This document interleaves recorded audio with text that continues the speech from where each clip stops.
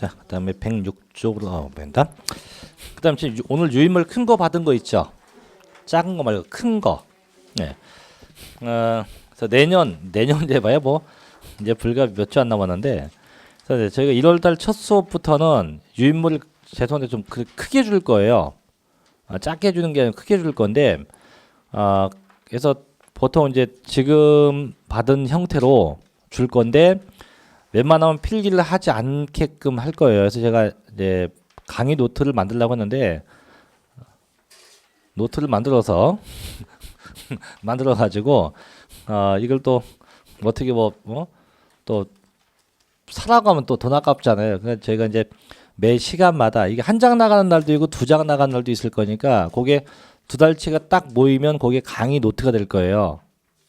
아시죠? 그래서 그걸 1월부터 줄 거니까 그걸 가지고 그걸 노트 삼아서 계속 꾸준히 계속 반복해서 보시면 돼요. 계속. 그래서 그렇게 배부를 할 테니까 잘 모아 놓으시면 되고, 그러니까 다음번에 나오는 거 보면 알 거예요. 이제 지금도 지금 편집이 조금 이제 좀 애매하게 돼 있는데 약간 다시 편집 이쁘게 해서 해줄 테니까 잘 갖고 계시고 꾸준히 반복해서 보세요. 꾸준히 해서 책에 있는 내용을 함축해서 저희가 이 필기하는 내용을 최소화시키려고 다 해줄 거예요. 해놓을 거니까 그냥 보고 몇 가지 본인들이 더 필요한 거면 더 체킹만 해놓으면 되는 거니까 그렇게 해서 다음부터는 그렇게 유인물을 배부할 겁니다.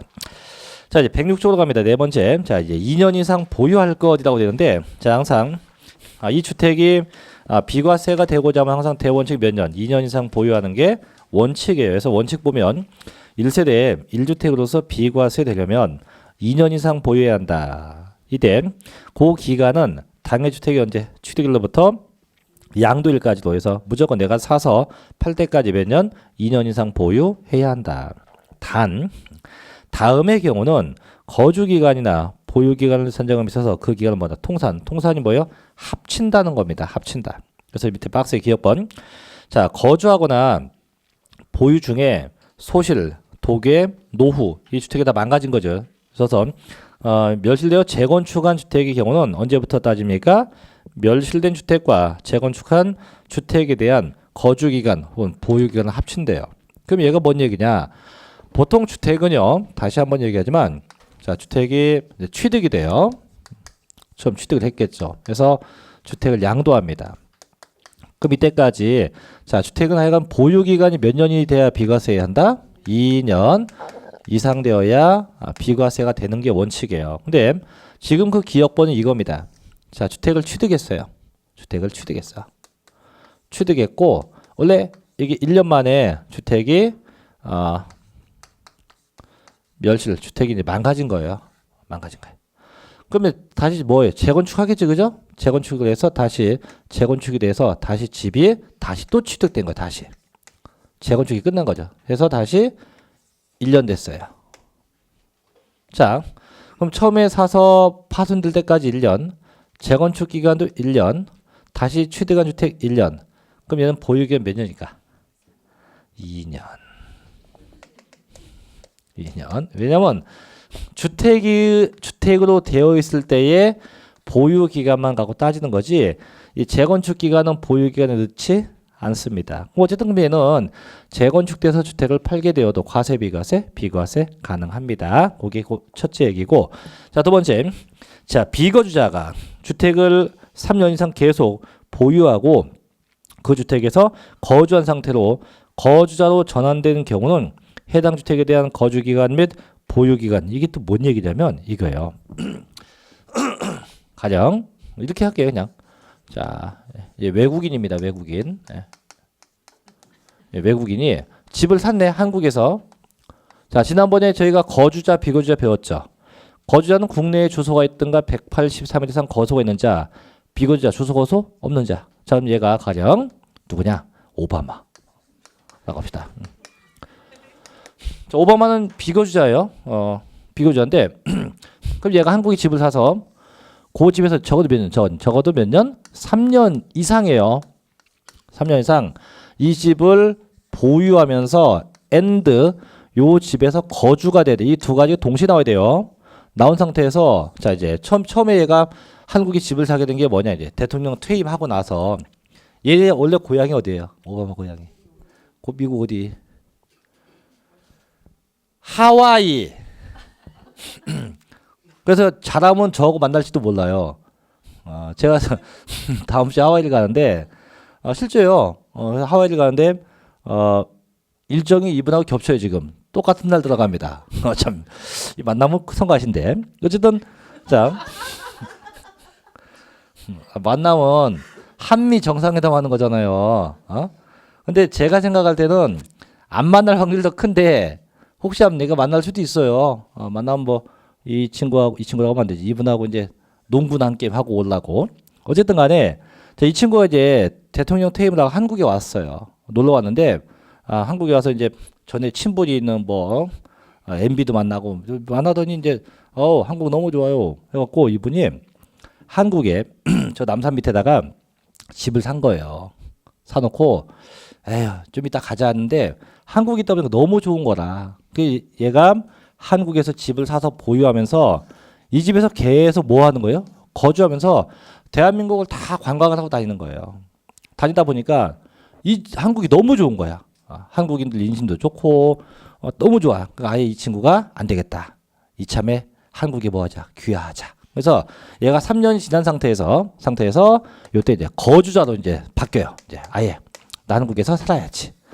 거주자가 됐고 되고 나서 다시 이 집에서 1년간 집을 더 살았어요. 몇 년간? 1년간. 사서 됐고 요때 1년 만에 집을 처분했어요. 그럼 이 친구는 현재 요 그림상 보면 요 집을 몇 년 보유한 거로 볼까? 그래서 4년. 그래서 이렇게 돼서 거주자가 돼서 팔게 되면 비록 요게 1년밖에 안 되지만 세법상은 처음부터 팔 때까지 몇 년? 4년으로 보고 그러면 과세 비과세? 비과세 한다 이거예요. 단 조건이 이겁니다. 거주자로 되기 전까지 반드시 몇 년 이상? 3년 이상 요 한국 집에서 보유도 하고 뭐 또 된다? 거주도 했어야 된다. 요 규정에 붙는 거죠. 자, 세 번째입니다. 자, 요거는 잘 봐야 돼요. 상속받은 주택으로선 상속인과 다음 피상속인. 자, 상속인은 상속받는 자식이요. 피상속인은 사망한 분인데 그분이 상속 당시 동일 세대인 경우 요게 이제 키워드입니다. 동일 세대인 경우로선 자, 상속 개시 전에 상속인과 피상속인이 동일 세대로서 보유했던 기간을 다 합쳐준대요. 이게 뭔 얘기냐면 이거죠. 아버지하고 아들하고 둘이 같이 살아요. 같이 있는 상태에서 아버지 명의로 집을 샀어요. 집을 사놓고 아버지가 1년 만에 사망했어. 1년 만에 사망했다고. 자, 그럼 이 집은 아들은 상속받기지, 그죠? 받아서 다시 아들이 상속받고 나서 또 다시 1년 만에 이 집을 처분했어요. 그럼 판 건 지금 누가 팔은 겁니까? 아들 팔았죠? 그럼 아들은 보유기간 몇 년? 2년이에요. 2년. 왜냐면 같이 살고 있었으면 같이 살고서 아버지가 사망할 때까지 요 보유기간 인정해 주는 거고 상속받고 나서 자식이 혼자 갖고 있었죠? 요 기간도 인정해 줍니다. 그래서 아까 키워드가 뭐였냐면 동일 세대. 같이 살고 있었을 때만. 그럼 이 아들이 아버지와 같이 안 살아. 가령 아버지가 집 한 채가 있고 자식은 집이 없어요. 없는데 자식은 방랑자 마냥 막 밖에 싸다니는 애예요. 그래서 아버지가 같이 안 산 상태에서 살지 않은 상태에서 집을 사놓고 1년 만에 사망했다. 그럼 어쨌든 자식이 상속받겠지, 그죠? 이 경우는 자식이 받고 1년 만에 팔면 이건 과세가 돼요. 왜? 당초 동일 세대가 아니었으니까. 그래서 당초부터 동일 세대였으면 그 기간 다 합쳐서 기간을 판정해 주게 되는 거죠. 그래서 어쨌든 이렇게 몇 년 이상 보유해야 한다? 2년 이상 보유했어야 비과세 가능하다는 거죠. 자, 예외인데, 자, 예외 다음의 경우는 자, 요거 체크해요. 보유 기간에 제한을 받지 않는다. 즉 분명히 원칙은 2년 이상 보유가 어쨌든 원칙인데 지금부터 불거년 자, 뭐에 관계없다. 보유 기간에 관계없이 비과세가 가능하다는 겁니다. 그럼 어떤 게 있냐? 자, 첫째 기업번 보니까 자, 제목이 뭐예요? 건설 임대주택인데 자, 땡땡 같이 읽어볼게요. 시작.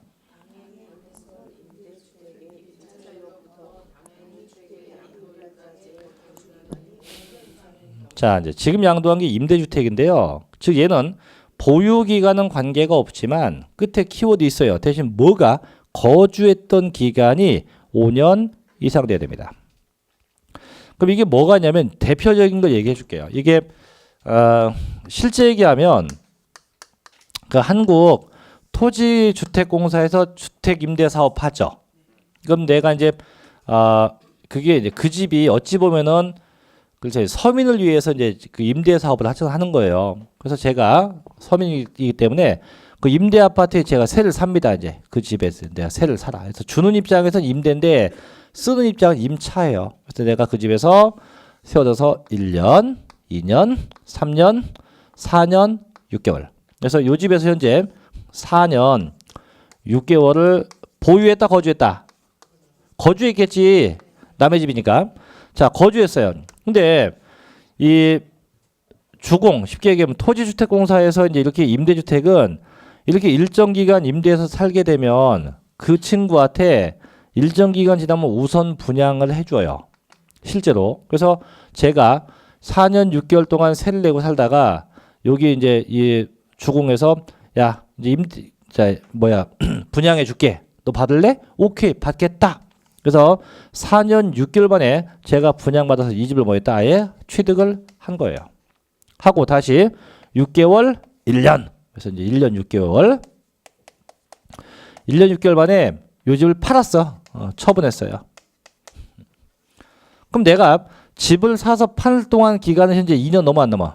안 넘어요. 왜 1년 6개월이니까 안 넘어서 원래는 과세가 원칙인데 요 집은 애시당초 무슨 주택이었어요? 임대 주택이었기 때문에 보유기간은 필요 없다. 대신에 최초 임차일로부터 그 집을 팔 때까지 요때까지 무슨 기간만 거주했던 기간만 몇 년 이상이라면 5년 이상이라면 이 집은 뭐한다? 비과세 해준다. 그럼 아까 거주했던 거 몇 년? 4년 6개월. 또 거주했던 거 몇 년? 1년 6개월. 그럼 5년 넘어네 그지? 그럼 요 집 뭐한다? 비과세 한다. 물론 그럼 쌤 거주기간 안 되면 어떻게 해요? 안 돼도 보유했던 기간이 2년 넘어가면 관계없어요.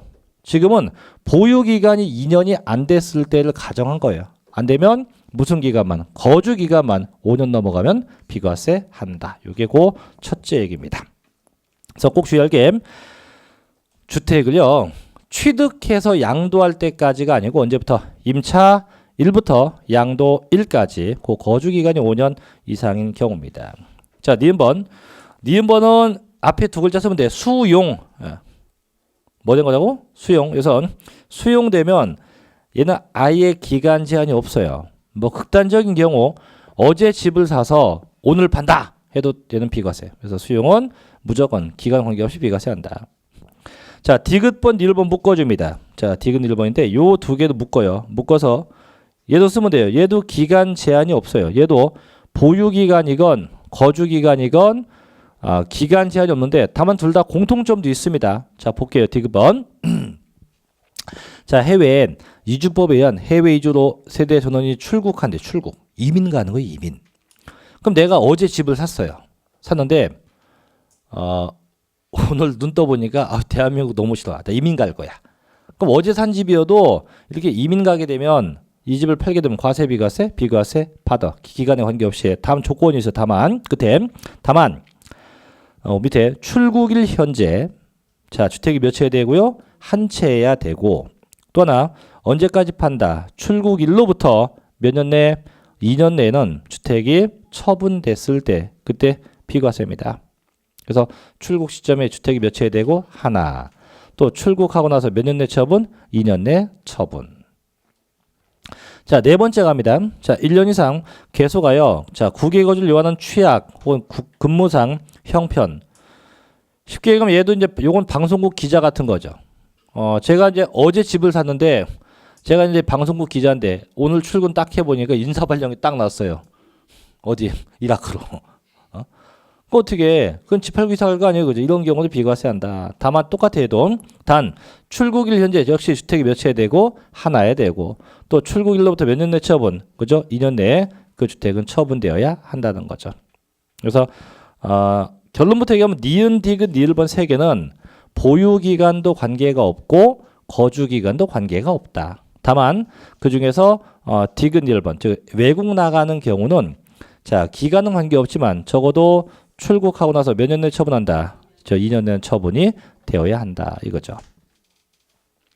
자 이제 미음번 적어도 이제 1년 이상 거주를 했어야 비과세인 거 이건.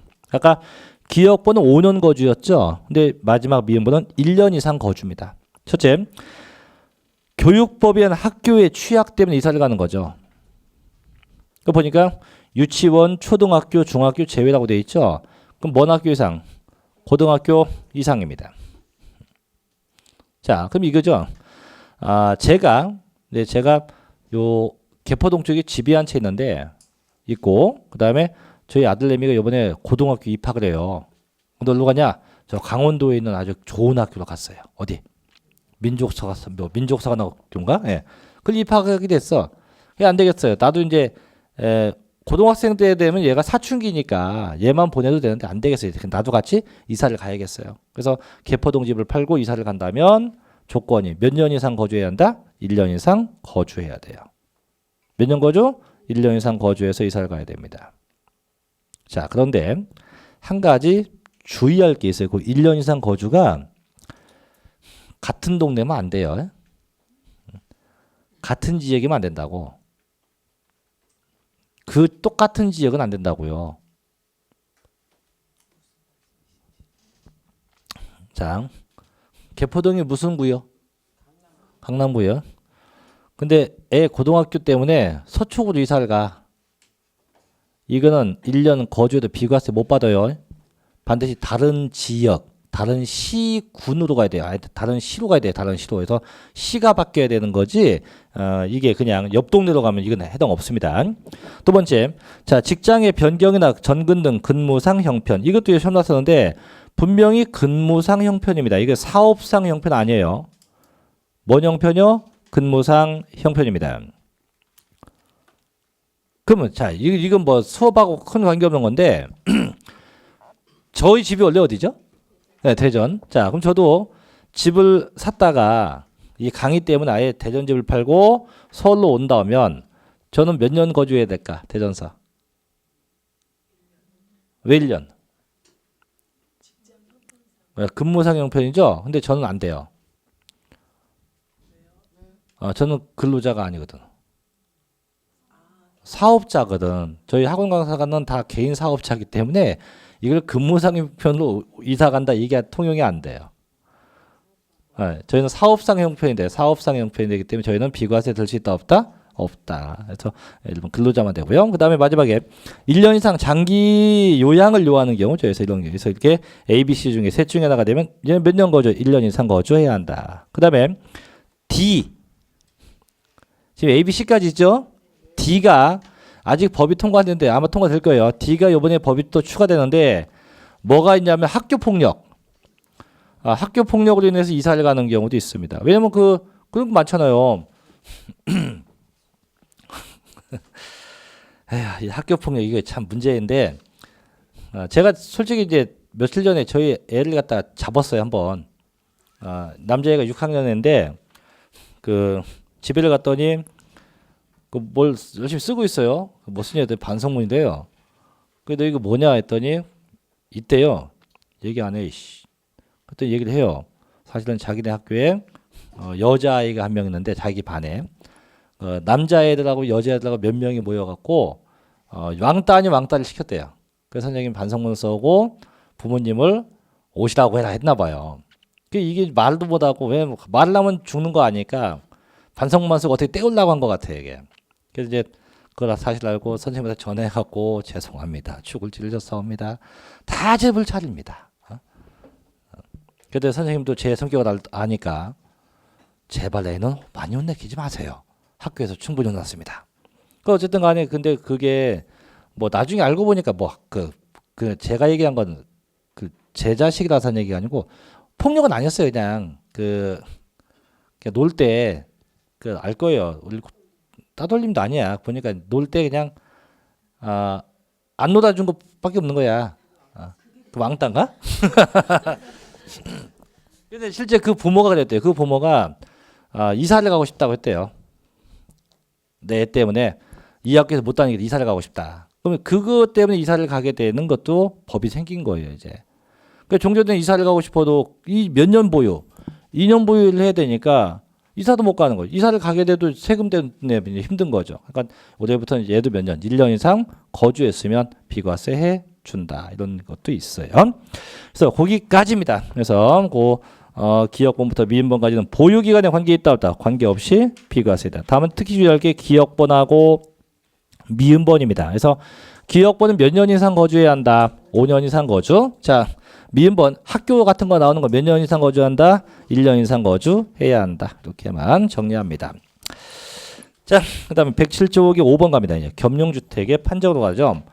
이 겸용주택은 금년도에 저희 시험에 나섰어요. 금년도에 계산 문제가 난 적이 있는데 대부분 다 맞췄습니다. 너무 쉬우니까. 여기 오신 분들한테 이따 끝날 때 얘기하려고 한 건데 지금 해야겠네.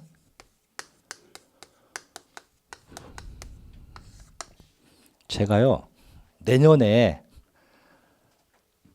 운이 대운이래 대운. 통지 지났잖아. 대운이래 대운.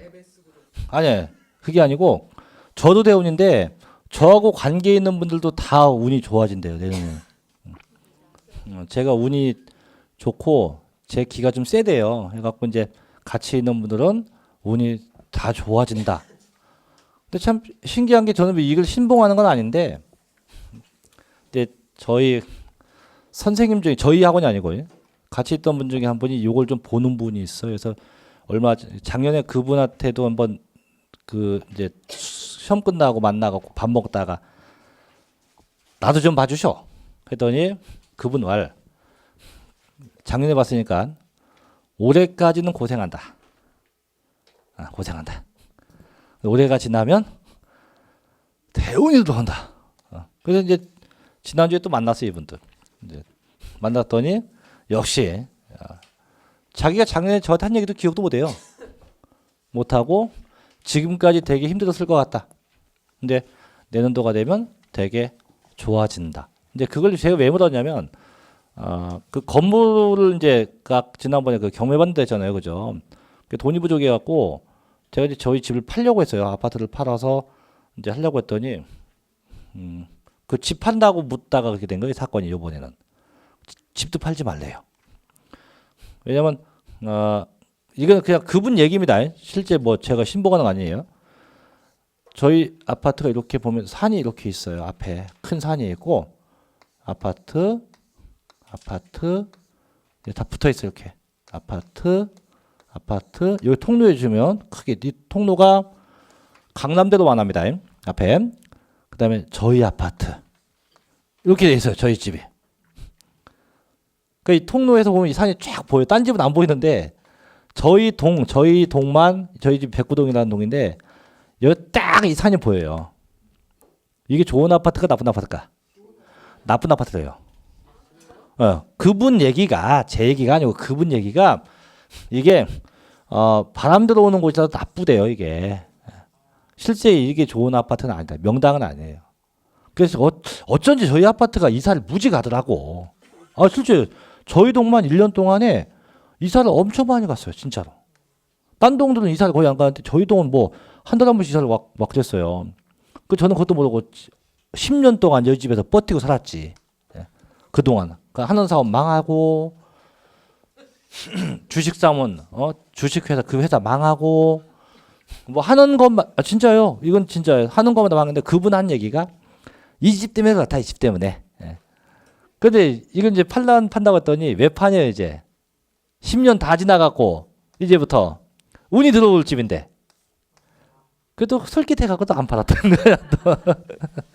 어쨌든 이 나중에 중개업을 하다 보면요 이게 꼭 뭐 믿어야 할 건 아닌데 이 풍수 같은 건 배워놓으면 좋아요. 나중에 경매도 배우는 거 좋지만 뭐 저희가 이제 종강이니까 하는 얘기인데 나중에 저 개인적인 생각은 풍수 그 뭐 믿거나 안 믿거나 관계없지만 풍수를 배우면 되게 좋아요. 실제 제가 아는 저희 합격생 중에서도 경매도 배우고 시험 끝나고 이 풍수학원도 있는 거 알죠? 있어요 풍수학원이. 제가 어디서 봤는데 이근방에서 이 풍수학원 뭐 이거 있잖아요. 이렇게 엘로든가 이게 도는 것도 있고 하는데 그분이 그걸 한 1년 반인가 배웠어요. 늘 배워갖고 지금은 이제 그분은 거의 이제 묘 전문, 임야 전문만 해. 근데 그게 짭짤한가 봐요. 아파트보다. 왜냐면 조상들을 위하려면 요즘 뭐 이제 장례 문화가 뭐 바뀌어갖고 이제 거의 화장 문화인데 그래도 아직까지도 묘 문화가 많아요, 아직도. 근데 묘를 쓰려면 산 사야 될 거 아니에요, 그죠? 산 사야 되고. 그럼 자기가 쓰고 있는 묘 위치가 좋은지 안 좋은지 아니면 전체적인 산세에 문제가 없는지를 따지는 분들이 아직도 많다는 얘기죠. 그 이분은 가갖고 딱 해갖고 안 좋아? 안 사요. 그럼 안 좋다고 하면 그 산다고 했던 분도 안 산대요. 그럼 다시 그 중개인한테 또 얘기를 한대요. 그럼 다음에 혹시 좋은 거 있으면 빨리 연락 달라고. 그럼 이 중개는 뛰는 거지, 발로 뛰는 거지. 그래서 이제 이상이 없는 수맥이 흐르지 않는 것을 딱 찾으면요, 바로 그날 계약한대요.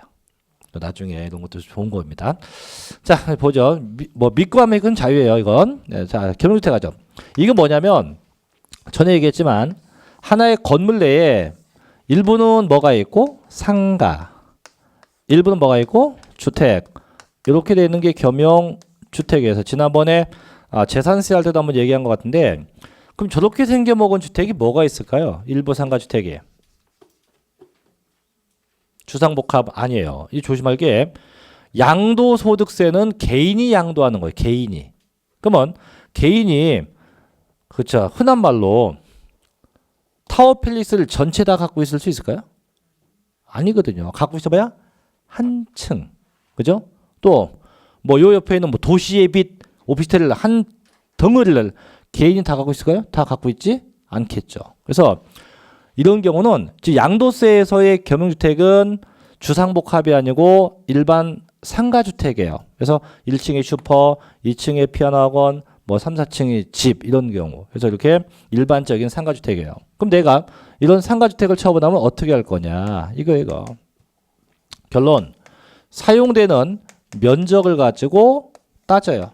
그럼 이때 자 전체 면적이 건물 면적이 100이라고 할 때 이 중에 주택육이 60이고 상가가 40이다. 그럼 결국은 내가 쓰는 면적이 뭐보다 주택의 면적이 뭐보다 크다. 상가 면적보다 크다고 하면 어떻게 돼요? 전체 다 뭐로 봐서 주택으로 보아서 과세 비과세 비과세 하는 거고요. 반대 자 이제 거꾸로 주택이 40이고 상가가 60이다. 그래서 주택 면적이 무엇보다 상가 면적보다 작거나 같다. 이렇게 되면 이때는 각각이에요. 어떻게? 주택은 주택으로 봐서 비과세 되지만 상가 부분은 뭐한다? 과세한다. 이런 결론이 나오는 겁니다. 그래서 무조건 양도세에서 겸용주택은 항상 뭘 갖고 따져요? 면적 가지고 판정하게 됩니다.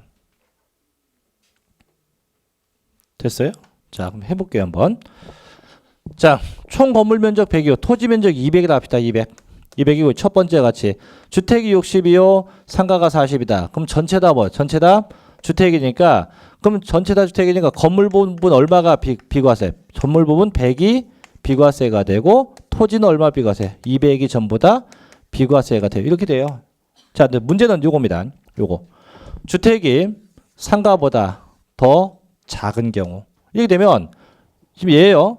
그럼 주택의 건물 부분은 얼마가 비과세? 40이 비과세요. 상가 건물 얼마나 과세? 60은 과세가 됩니다. 왜? 건물 이미 어떻게?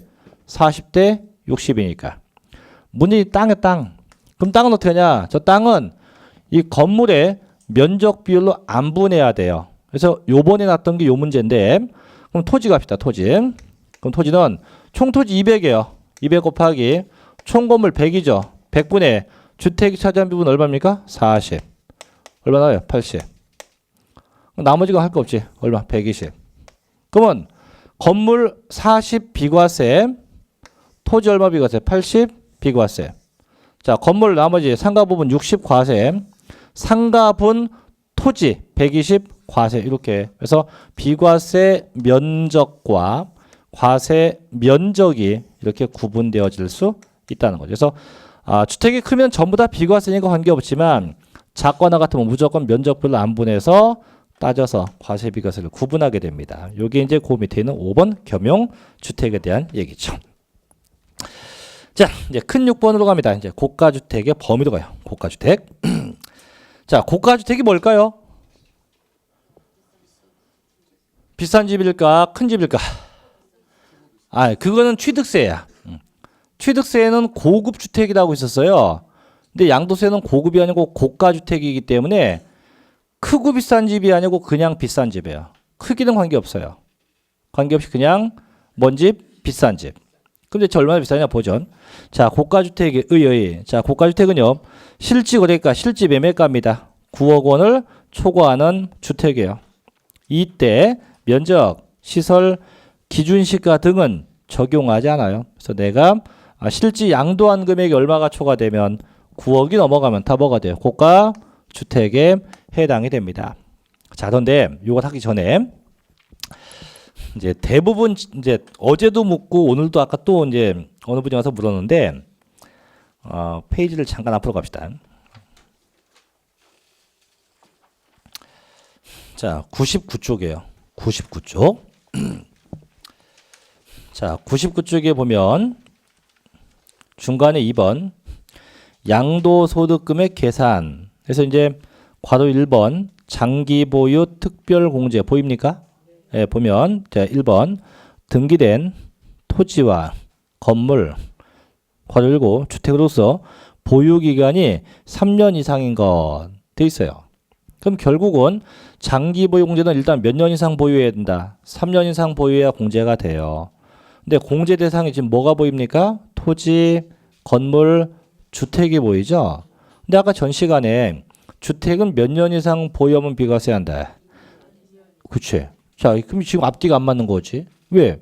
어차피 주택은 내가 사서 팔 때까지 2년 이상 보유했으면 금액에 제한 없이 전액 다 비과세가 되는데 굳이 3년 넘게 보유했다 해서 장기 보유 공제를 받을 필요가 있을까 없을까? 없어요. 없어요. 왜냐면 비과세는 아까 얘기했죠. 양도 이익 난 거에 대해서 전액 세금이 없는 게 비과세예요. 그럼 내가 어차피 주택은 몇 년 보유하면 2년. 그럼 내가 산 게 1억, 판 게 5억이야. 4억 이익 났죠? 다 세금 없는 거예요. 공제고 뭐고 필요 없어요. 그냥 다 비과세 되는 거예요. 그런데 3년 넘었다고 해서 보유 기간이 3년 넘었다 해서 굳이 장기 보유 공제를 받을 필요성이 있을까 없을까? 없겠지. 어차피 2년 넘었으면 뭐니까? 비과세니까 공제의 의미가 없는 거예요. 자, 그래서 이제 하고 싶은 얘기는 뭐냐? 여기 나온 지금 그 장기 보유 공제 나온 주택이 요 전 시간에 저희가 2년 보유했으면 비과세 한다 했죠? 그 주택 아니라는 거예요. 그 주택이 아니야. 얘는 즉 장기 보유 공제 받는 주택이 있어요. 따로. 이해됩니까? 그럼 저희가 보통 일반적 주택은 보유 기간이 몇 년 지나면 비과세? 2년 지나면 비과세인데 2년이 지나도 세금 내는 주택이 있다고요. 그 주택이 요 장기 보유 공제 대상 주택이 되는 거예요. 그럼 그게 대체 뭔 주택인데요? 그게 다시 원위치 약간 그게 저희가 하고자 하는 자 107쪽에는 뭐 고가 주택이에요. 그래서 이 고가 주택은요 2년이 넘어도 얘는 세금을 내야 합니다. 세금을 내는데 다 과세하면 너무 배가 아프니까 그럼 너도 뭐 할게 장기 보유 공제 같은 거 해 줄게 이런 얘기입니다.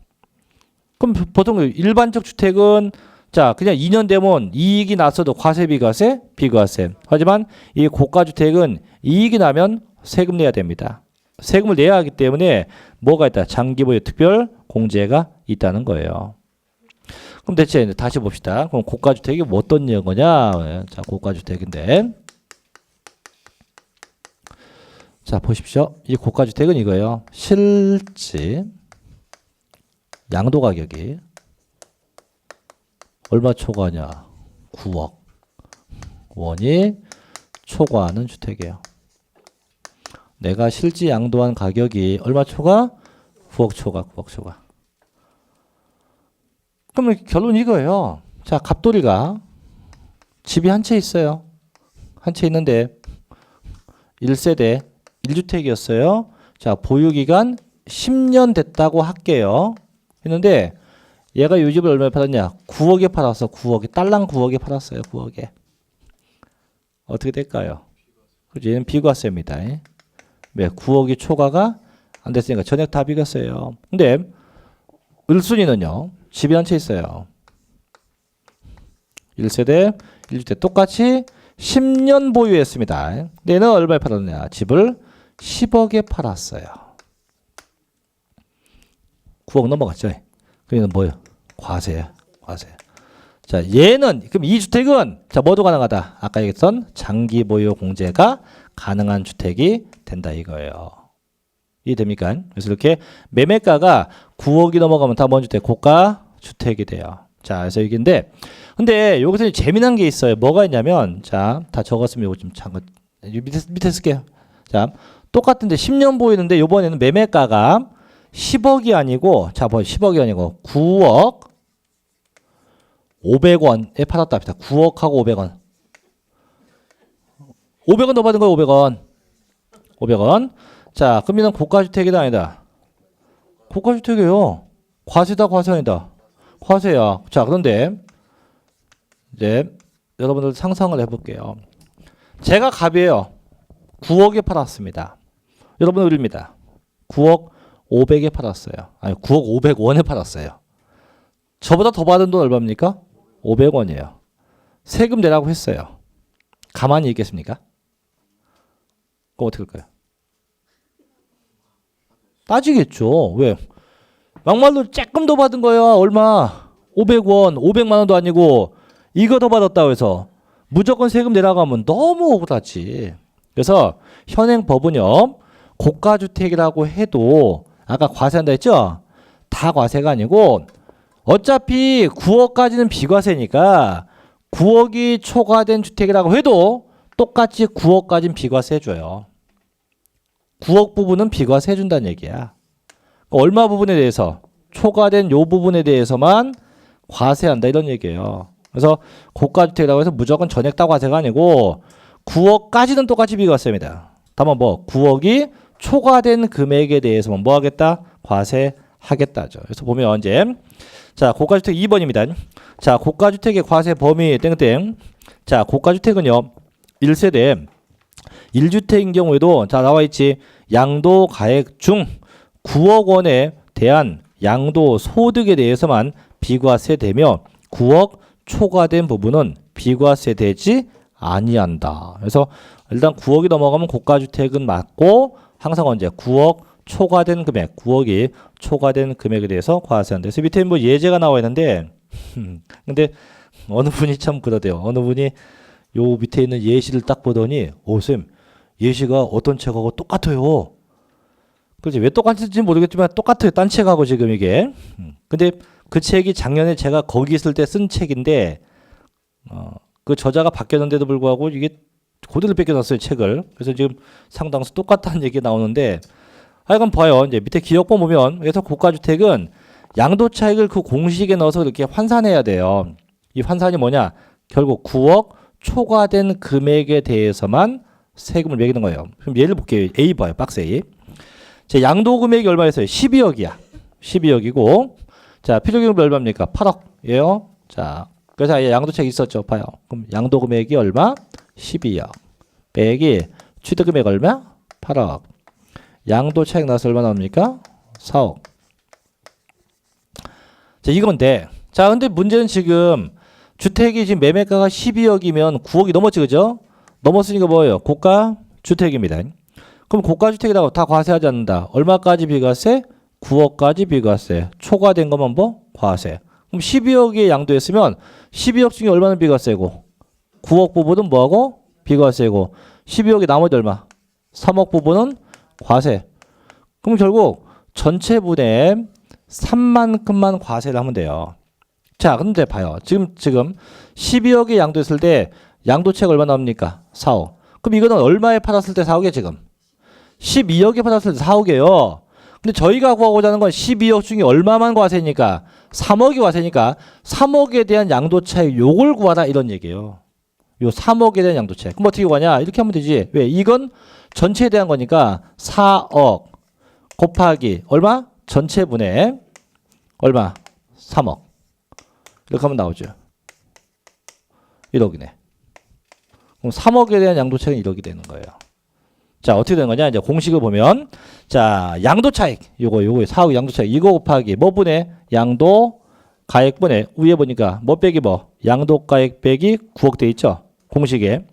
그럼 9억을 왜 빼냐? 얼마까지 비과세니까 전체에서 9억까지 비과세니까 그걸 빼내야만 초과 금액이 나온다는 얘기죠. 초과 금액에 대해서만 과세나 이런 방법을 쓰는 거죠. 그래서 항상 고가주택은 자 무조건 얼마까지 비과세? 9억까지 비과세. 초과된 건 뭐하고? 과세하고. 그렇게 고가주택에 대한 얘기까지 정리해 보시면 됩니다.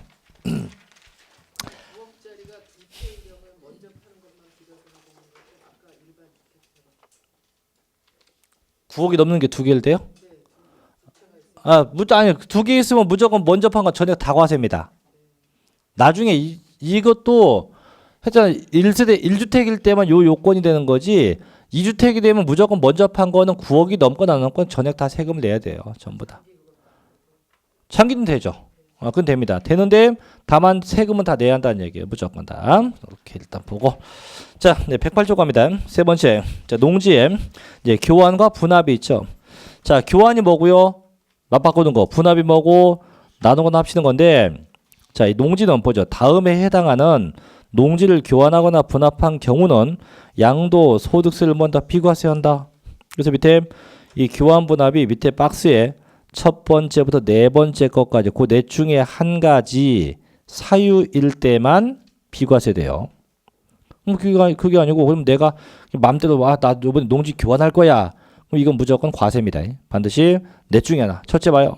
국가나 지방자치단체가 시행하는 사업 때문에 농지가 교환되거나 분합된 경우. 두 번째, 국가나 지방자치단체 소유의 토지와 교환하거나 분합한 경우. 자, 세 번째 것만 체크해요. 자, 왜 교환합니까? 경작상 이유 때문에 교환합니다.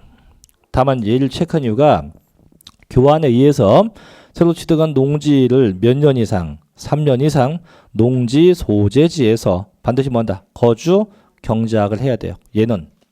그럼 나머지 지금 1번, 2번은 없어요. 그 3번만 거주 경작 요건이 있는 겁니다. 4번 각종 법, 뭐 농지법이나 농어촌 정비법 등에서 농지가 교환되거나 분합. 그렇게 넷 중에 한 가지 이유로 인해서 농지가 교환되거나 분합되어야 이때 비과세가 성립이 돼요. 그럼 다시 한번 얘기하지만 그 넷 중에 한 가지가 아니면 무조건 교환되거나 분합이 되어도 전부 다 뭔다? 과세 대상이 돼요. 반드시 그 넷 중에 한 가지 이유로 교환되거나 분합이 돼야 한다. 그 정도만 봐요. 네 번째.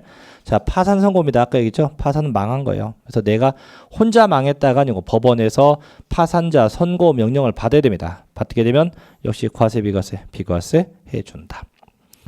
자, 그럼 어쨌든 제일 중요한 건 뭡니까? 주택에 대한 비과세가 가장 중요한 내용이니까 그거 좀 다시 한번 알아두시고요.